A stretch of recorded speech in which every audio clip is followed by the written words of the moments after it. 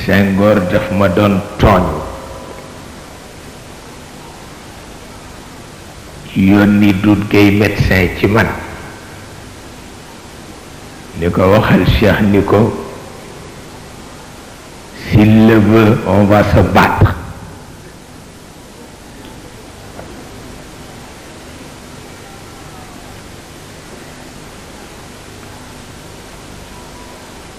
booba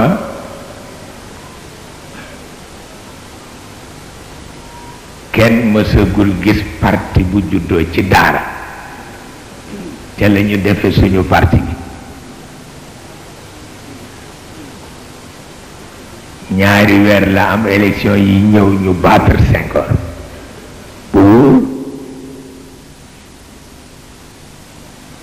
pour wax la ni nit du xeeb boppam waaw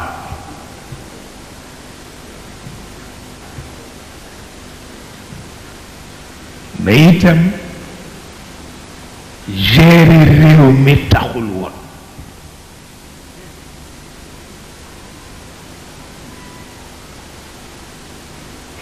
ndax ñu gérer le réew moo gën nga gérer réew amul werante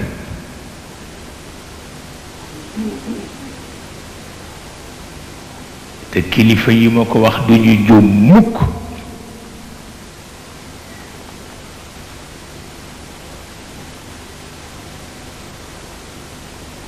ba ñu ne sàcc nañu victoire PSS kilifa yu màgg ma gis ni ma moo gën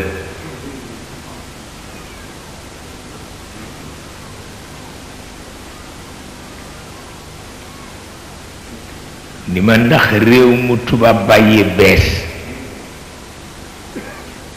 ku ko géré bu njëlbeen ga neexee it mujj ga du neex